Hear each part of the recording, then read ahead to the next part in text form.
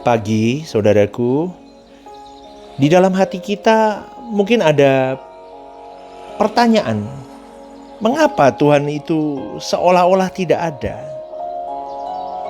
Karena banyak orang tetap beragama, mengaku percaya kepada Tuhan, melakukan kegiatan agama, karena merasa berhutang kepada orang tua yang mewariskan agamanya. Berhutang kepada negara yang memberikan dasar negara ketuhanan yang Maha Esa. Tetapi sebenarnya tidak sungguh-sungguh mempercayai bahwa Allah itu ada. Kemudian rasa berhutang kepada masyarakat, karena masyarakat sekitarnya itu beragama. Bukan berhutang ya, kalimatnya apa ya, lebih sungkan kalau tidak beragama. Merasa asing kalau tidak beragama. Maka kalau tidak ikut memiliki agama atau melakukan kegiatan agama, itu seakan-akan aneh dan dianggap ateis takutnya. Atmosfer kehidupan seperti ini kuat mencengkram masyarakat. Mungkin kita sendiri loh juga termasuk orang yang berkeadaan seperti ini. Di lingkungan orang-orang Kristen, keluarga kita Kristen, keluarga besar kita Kristen, ada kesaksian mujizat. Maka orang merasa harus bertuhan karena merasa berutang kepada masyarakat yang membuktikan adanya Tuhan dengan mujizat. Tetapi ada orang tertentu yang merasa Tuhan seakan-akan tidak ada. Dia tidak mengalami keberadaan Tuhan. Tapi tetap bertuhan, tetap beragama. Karena merasa berutang tadi, atau faktor lain lah banyak. Maka mereka bisa menulis, oh agamamu apa? Oh agamaku ini dan itu. Oh agamaku Kristen, oke. Tapi mereka tidak sungguh-sungguh percaya tentang kekristenan. Ngeri gak saudaraku? Atau mungkin mereka ya ke gereja. Tetapi ala kadarnya mereka datang ke gereja. Hanya duduk hanya sebagai apa ya? Wajib lapor ke Tuhan. Atau supaya masyarakat melihat bahwa dia beragama. Duduk di gereja dan do nothing, tidak ada apa-apa, tidak mendapatkan apa-apa. Mereka hanya duduk menghabiskan waktu 1 jam, 2 jam ibadah itu, selesai pulang, udah. Dan orang-orang begini merasa beres dengan Tuhan sudah. Tuhan itu roh, Allah itu roh. Tidak kelihatan seperti angin, tetapi geraknya bisa kelihatan. Atau dampak dari tindakannya bisa kelihatan saudaraku. Jadi jangan berharap kita melihat Tuhan dengan mata jasmani. Bisa saja Tuhan menyatakan diri dalam berbagai bentuk. Seperti yang dialami dalam perjanjian lama. Tetapi bukan berarti Tuhan itu berbentuk dan dapat dilihat. Maka mempercayai dia berarti harus percaya walau tidak melihat. Ini akan membuat kita memiliki iman yang kokoh. Sehingga tidak mengharapkan tanda-tanda lahiriah kehadirannya. Kita tidak menggantungkan percaya kita kepada penglihatan atau perasaan. Kalau berdoa merinding, bulu kuduk berdiri, itu dianggap Tuhan hadir. Kita baru percaya walau tidak melihat. Bukan begitu saudaraku. Berbahagialah orang yang percaya walau tidak melihat. Kalau Tuhan menyatakan diri dalam berbagai pernyataan supaya orang itu percaya, bisa saja. Berarti dia membutuhkan kehadiran Tuhan secara fisik untuk membangun percayanya. Seperti bangsa Israel di Gunung Sinai. Allah menyatakan di dalam guru halilintar. Mereka gemetar.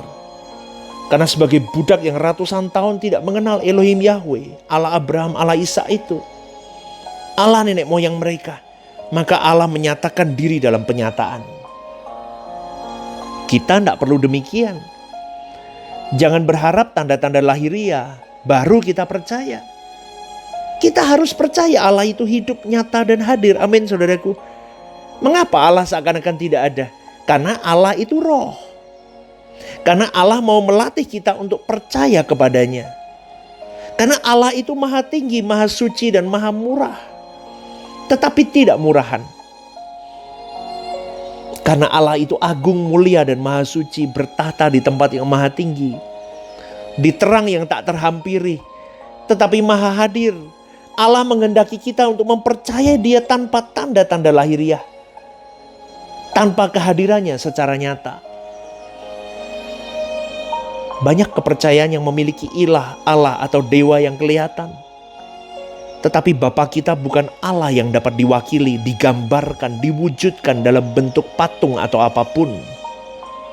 Tidak ada benda yang bisa mewakili keberadaannya yang maha besar, yang maha mulia, yang maha agung. Maka jangan kurang percaya karena Tuhan tidak kelihatan. Seakan-akan Dia tidak ada. Dia ada, saudaraku, Dia hidup. Kita dilatih untuk mempercayai satu-satunya Allah yang benar. Dengan percaya kita, Allah itu layak dipercayai. Walau tidak ada tanda-tanda lahiriah dalam bentuk fisik, tidak ada dalam wujud yang bisa dilihat dengan mata jasmani kita. Kita harus menghormati Allah tanpa tanda-tanda lahiriahnya. Dia layak untuk disembah, dipuji, dimuliakan, saudaraku. Dia Allah yang hidup, yang nyata. Kita percaya Tuhan yang luar biasa, dahsyat, yang tidak kelihatan, tetapi Tuhan yang hadir. Maka kita bersyukur ya, Tuhan yang hidup itu menyertai kita. Dengan keberadaan Allah seperti ini, kalau seseorang menghormati Dia dengan benar, maka orang itu tidak menuntut Tuhan untuk menunjukkan tanda-tanda lahiriahnya. Maka dalam banyak persoalan hidup yang kita hadapi, kita seringkali melihat seakan-akan Tuhan tidak hadir, Tuhan diam, tidak ada. Kita sudah berdoa tapi masalah seakan-akan tidak ditanggulangi oleh Tuhan. Betul gak, saudaraku? Berlarut-larut masalah itu tidak kunjung usai. Di sini kita belajar mempercayai Tuhan. Jangan sampai timbul kecurigaan, keraguan akan Tuhan. Harus ditiadakan, harus dimatikan. Benar, karena kalau enggak, saudaraku, kita buka celah sedikit saja, iblis pasti berbisik. Jangan-jangan Allah enggak ada loh. Pasti itu iblis berbisik begitu. Maka banyak orang berhenti berharap.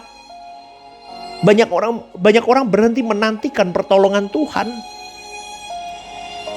Lalu dia mengambil tindakan sendiri karena Tuhan dianggap tidak mampu, tidak ada, dan tidak memperdulikan dirinya. Saudaraku, ketika kita dalam persoalan hidup, kita berdoa, Tuhan tidak menjawab, itu bukan tidak menjawab. Itu belum. Tidak jawab saat itu akan menjawab pada waktu yang tepat. Amin gak, saudaraku? Jadi jangan berhenti berdoa. Jangan berhenti mempercakapkan masalah kita kepada Tuhan untuk minta petunjuk. Apa yang harus kita lakukan? Dan jangan ambil keputusan sebelum kita mendengar bisikan Tuhan apa yang harus kita lakukan. Kalau belum waktunya Tuhan bertindak, kita harus sabar menantikan Tuhan. Di situ sebenarnya kita diuji oleh Tuhan. Sebenarnya kita berani mempercayai pribadinya apa enggak? Kita itu benar-benar percaya bahwa Tuhan itu setia atau tidak? Karena Tuhan tidak pernah, saudaraku, meninggalkan kita. Dia Allah Immanuel. Mari kita belajar mempercayai Tuhan dalam keadaan apapun, seterjepit apapun. Karena kalau sekarang kita diizinkan Tuhan ada di dalam pergumulan, di dalam persoalan berat, inilah kesempatan kita belajar mempercayai Dia. Dia akan menolong kita pada waktunya. Dan kita akhirnya tahu bahwa kita tidak bisa hidup tanpa Tuhan. Indah, saudaraku, kalau kau mempercayai Allah yang hidup. Andalkan Dia. Jangan andalkan kemampuanmu, kolegamu, kekuatanmu, uangmu. Gak bisa. Andalkan Dia. Lihat bagaimana Dia bekerja. Lihat bagaimana Tuhan menuntun dengan cerdasnya hidup orang-orang yang sungguh-sungguh mengasihi Dia. Kita akan melihat itu. Maka pada pagi hari ini saudaraku, percayalah bahwa Allah Immanuel itu benar-benar ada dan nyata dalam hidup kita. Jangan berhenti berharap, jangan berhenti berdoa. Tuhan itu baik. God bless you.